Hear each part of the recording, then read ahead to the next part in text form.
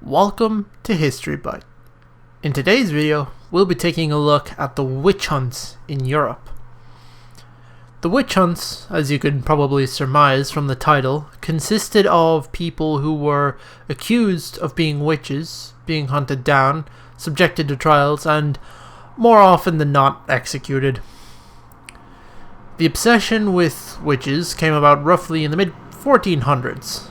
At this time, many devout Christians believed witches to be evil and were devil worshippers, when in actuality most were likely healers, herbalists, or pagans, or possibly just in the wrong place at the wrong time.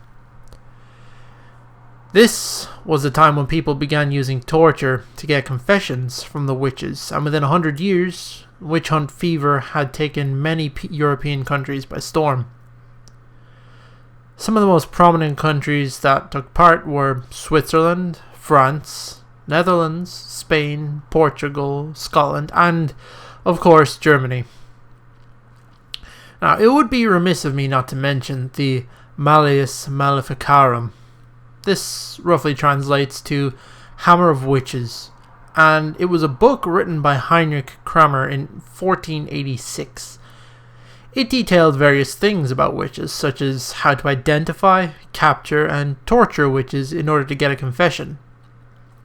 While not a direct cause of the witch hunts, it undoubtedly helped stoke the already rising fires of hysteria. While many countries had witch hunts and trials, the most brutal and popular of them were those that occurred in Germany.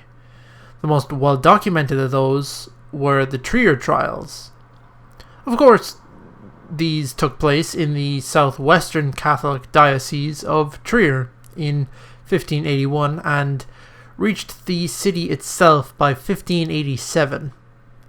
It's estimated that over 1,000 people were executed in this short time, many of which were burned at the stake.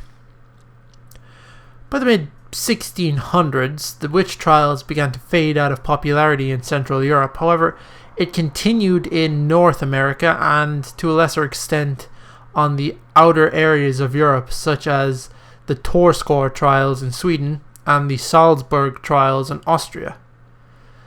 However, despite the witch hunts having been officially ended by the 1750s, there were still cases of hunts occurring all around the world after this, even as recently as 2011 in Tanzania, where up to 3,000 people were killed between 2005 and 2011.